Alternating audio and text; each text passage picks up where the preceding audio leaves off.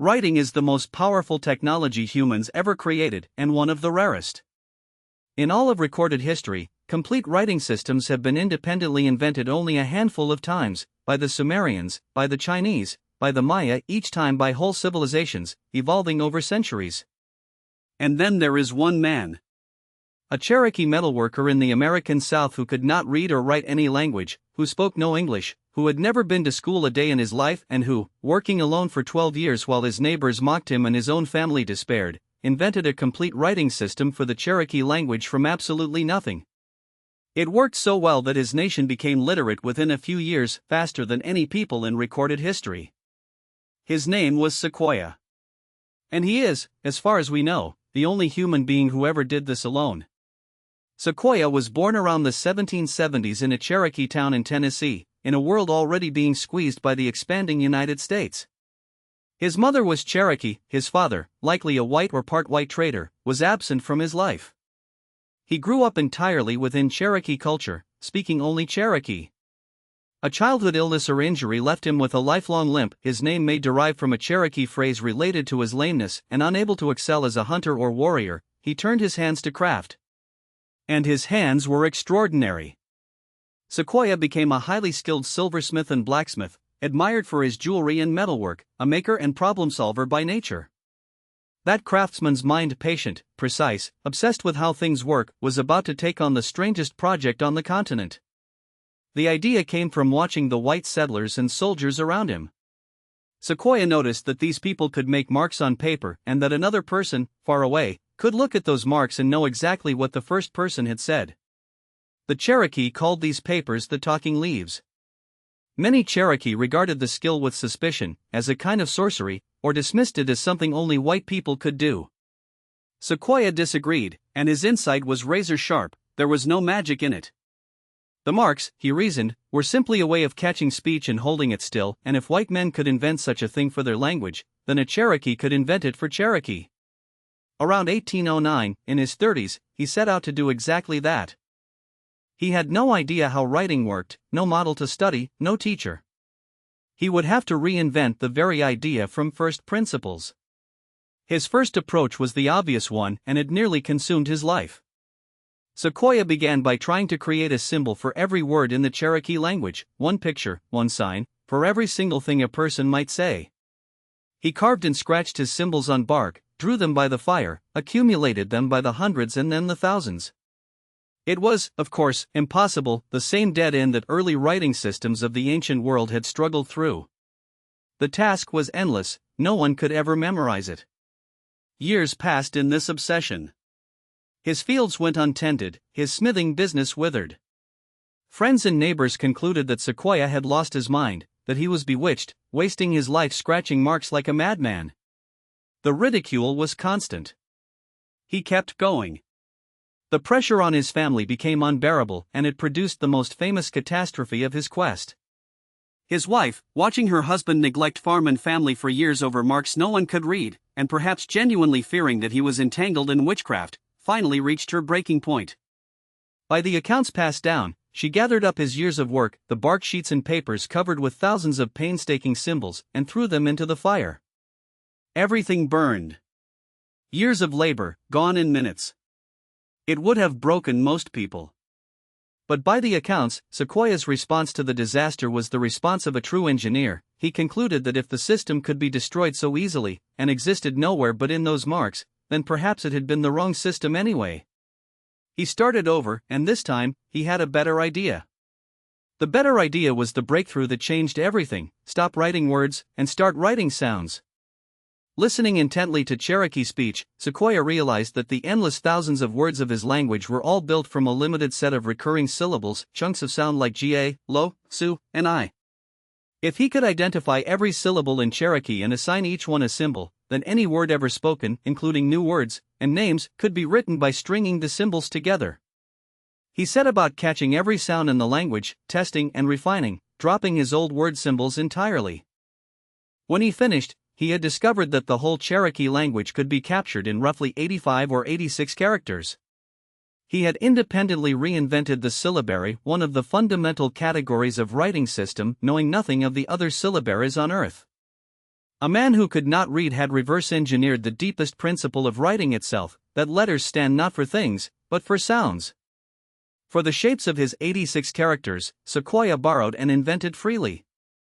He had obtained an English spelling book, and though he could not read a word of it, he copied the shapes of Latin letters he found there, so some Cherokee characters look exactly like D, R, T, or W, but stand for completely unrelated Cherokee sounds.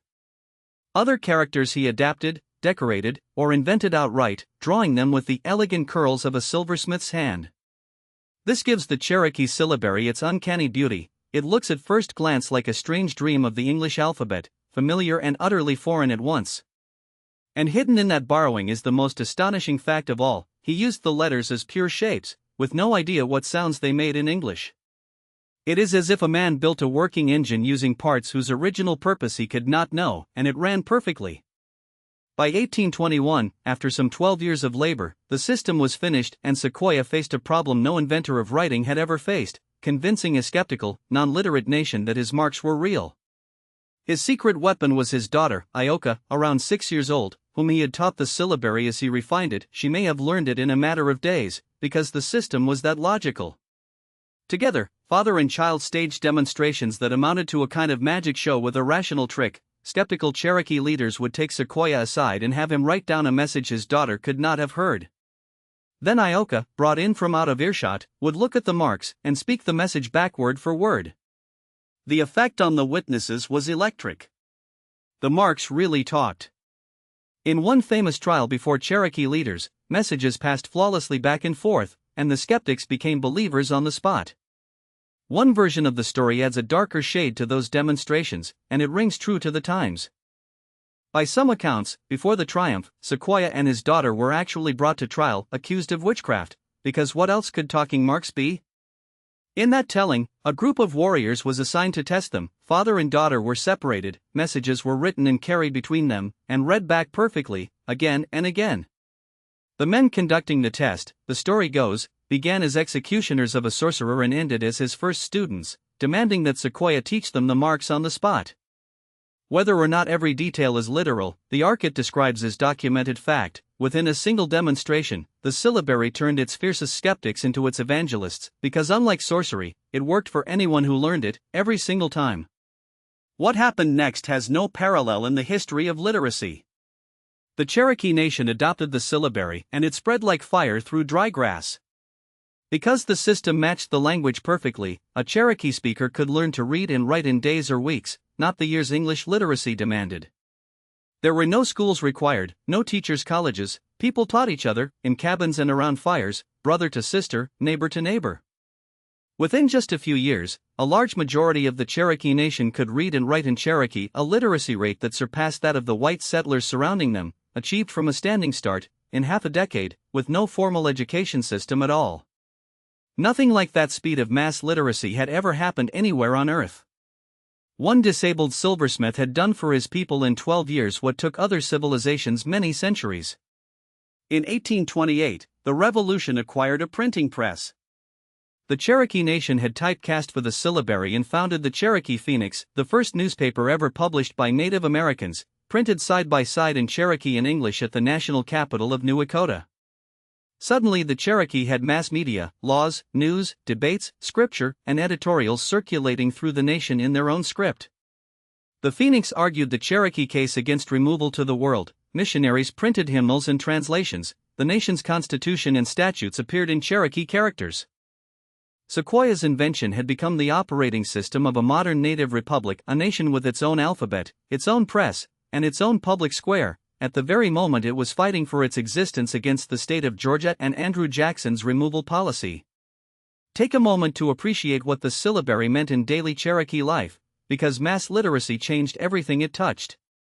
Farmers kept accounts and wrote letters to relatives across the nation.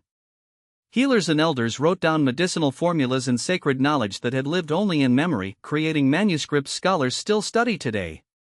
Families separated by distance, and soon by removal, could stay connected across hundreds of miles.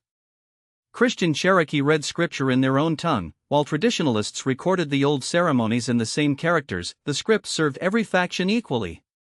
And politically, literacy armed the nation. Petitions, legal arguments, and appeals to the American public could be drafted, debated, and printed by the Cherokee themselves. When Congress debated their fate, the Cherokee answered in writing, eloquent, printed, and impossible to dismiss as the words of savages. Sequoyah had not just given his people a script. He had given them a voice the modern world was forced to hear. Sequoyah himself, showered with honor by his nation, including a silver medal struck in his name and a lifetime pension, had moved west years before the catastrophe, settling eventually in what is now Oklahoma among the western Cherokee. So he did not walk the Trail of Tears in 1838. But his invention did. When the Cherokee were rounded up and driven west in that terrible winter, the syllabary went with them in letters between separated families, in records kept along the route, in Bible passages and hymns read for comfort in the camps. And in the rebuilt nation in the West, the syllabary became the thread of continuity, the newspaper revived, the laws reprinted, the schools reopened in Cherokee. The writing system born in one man's stubborn mind helped hold a shattered nation together through the worst thing that ever happened to it. Sequoyah's final chapter is a mystery worthy of his life. In his old age, he became gripped by one more quest. Stories told of a band of Cherokee who had moved far south into Mexico generations earlier, before the removals, and Sequoyah resolved to find them, some say to teach them the syllabary, to reunite all Cherokee in one written world. Around 1842, old and ailing, he set out south with a small party, traveling by wagon and horseback into Texas and beyond the border. The journey was brutal, he fell ill along the way. And somewhere in northern Mexico, around 1843, Sequoyah died, the exact place and circumstances uncertain, his grave never definitively found. The man who gave his people the power to record everything vanished from the record himself, somewhere south of the border, still searching for the scattered children of his nation. His monument, though, may be the largest of any human being's. In 1847, a botanist named the newly described giant trees of the Pacific coast, and by the most widely told account, he named them for the Cherokee genius, Sequoyah. The tallest living things on earth, the coast redwoods and giant sequoias of California, carry, in that telling, the name of the man who invented writing alone. His syllabary, meanwhile, never died. It survived the removals, the boarding schools, and the long assault on native languages. Today it is taught in Cherokee Nation schools and immersion programs, displayed on street signs in Tahlequah, and encoded in Unicode, so that Sequoyah's 86 characters live in every smartphone and computer on the planet. A man who never learned to read any other language has his script inside your phone right now. So remember Sequoyah, because what he did stands alone in the human story. Civilizations invented writing, he was one man.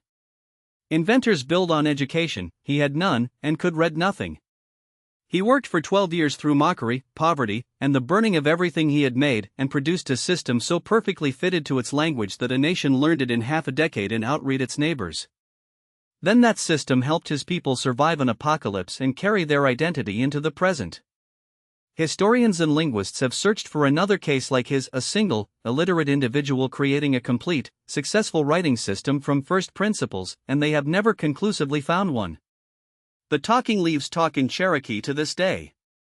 Next on this channel, the Pueblo Revolt, the only time Native America drove an empire out completely. Subscribe, and keep learning the history they left out.